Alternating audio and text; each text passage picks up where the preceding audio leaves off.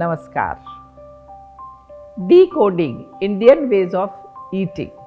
Food is a very complex subject to understand. The world is experimenting new foods, new recipes, new combinations and new styles of consuming it to make it more aesthetically beautiful. But hardly they know that they are breaking the age-old science of perfect and healthy eating. How we eat is equally important as what we eat. Our ancestors have passed on to us the right recipes, the right ways to eat, and the right ways of making it. It's time that we start acknowledging it, its science and its significance. Food is a function of many variables: season, geography, local availability, attitude, and body type.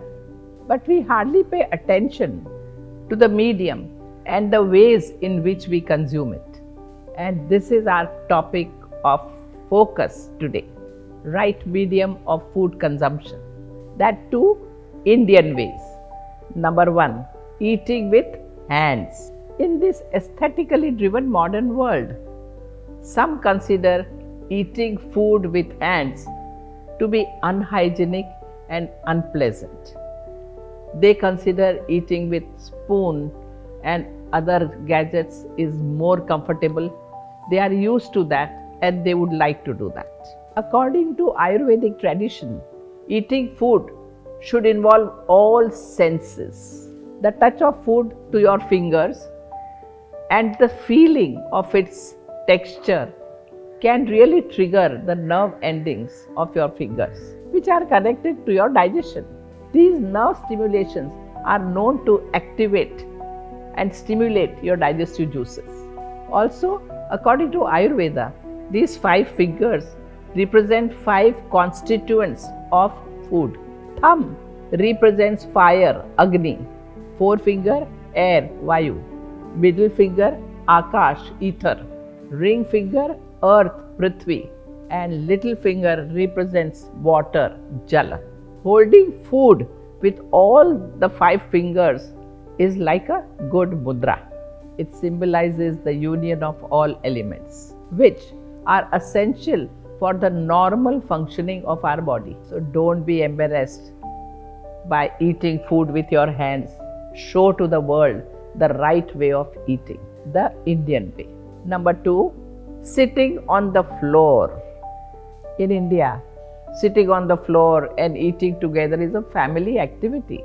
You understand, in yoga, they say that sitting on the floor involves so many muscles. You see, eating food in sitting position presses the lower spine and relaxes the whole body. The back and forth movement while eating gives nice compression to your abdomen, and this stimulates the release of digestive juices. The compression is maximum in sitting position. Sitting in chair brings more pressure on your heart. When you are sitting on chair, your heart has to really pump blood from toe upwards against gravity, and that is a strain. I would say that even on chair, if you bring your both legs up and sit, you would be reducing the gravity force, and that would help your heart and the general health condition. So, more blood is facilitated for more digestion. Sitting posture is naturally a yoga posture by itself.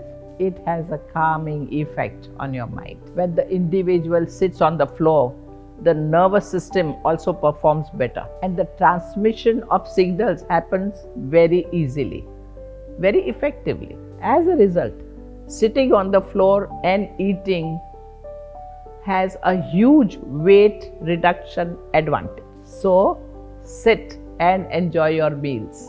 Third, relation between food and vessels, patra. Indian culture has really studied the effect of different food on different vessels. These vessels can have positive or even negative effect on your food. In Indian tradition, every vessel has its own advantage in cooking or in storing food.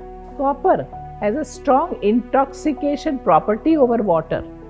That is why copper vessel was used for storing the water right from the beginning in India. Another example, ghee, if stored in a bronze vessel, can become toxic. That is why ghee is stored in a metal vessel, and now the metal available is steel. So now with us we have steel vessels, so ghee should be stored in steel vessels. In olden times, fruits used to be kept in the leaves, covered with leaves, and they would always remain healthy. Stones were used in olden times for crushing, grinding, and they were so good. Nowadays that is not possible, but still if it is made possible, still there are people who tell me then chutney made grinding on the stone is far superior than done in mixer. But these were all very good customs. So make sure that you put right food in a right vessel, a right container. Think and do it correctly. Fourth point, eating in silence. We gather around food, we celebrate around food, we socialize around food, we discuss around food, we have conferences around food, we argue around food, we do all such things around food. So not talking around food seems really impossible in today's time. But it is all about the choice we make to eat in silence without talking, with no one around. Eating in silence is always a common practice in our Indian culture. When you eat in silence, you really focus on food, you chew your food really properly, the saliva gets mixed with the food morsel so nicely that it really helps in better digestion, absorption, assimilation of our food. Eating food in silence can be really meditative in nature, and it can really calm your mind down. And when food eaten with calm mind, without anger, frustration and negative, every food is going to give you all the nutrients in your body, and you will never suffer from malnutrition or any of the food related problems.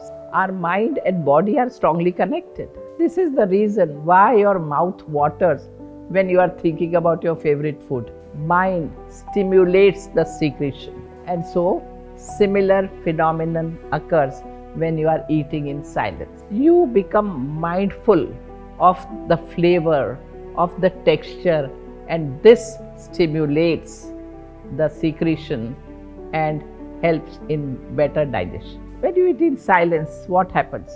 The mind becomes aware of flavor of food, texture of food, and that in turn stimulates the digestive juices, secretes the proper proportion of juices, and helps in better absorption and assimilation of nutrients. When you talk while eating, more air is taken along with the food, and that will cause bloating of stomach and uneasy feeling. With lots of distraction of television and mobile and loud sounds around, person tends to eat fast, and in turn he disturbs the digestion totally. Whereas eating with silence, no distractions around, makes person feels to enjoy food, every morsel thoroughly well, relish the food well, and benefit from food really well. Person will never overeat. Person will eat with right quantity, with a right frame of mind, and that's what is required when you sit to eat. In Veda it is mentioned very clearly, Annam Brahma, food itself is God. Rather than having conversations with others, converse with God, that too in silence. So, even the healthiest of food can become toxic if it is not consumed in the right way. The ways of eating food is always been highlighted in all the cultures. Food is one of the cultural identity of every community. Being the land of yoga and spirituality, Indians have always tried to introduce every healthy aspect into the food. And that is why yogic food is called as a sattvic food. So follow these food habits and let's acknowledge the deep science in the ancestral way of eating. Somewhere we should not forget the valuable lessons which are passed down to us. Understand, food once consumed can become medicine or junk. And your ways of consuming will decide what it will turn to, healthy or junk. So, relish your food the right way, the Indian way. Namaskar.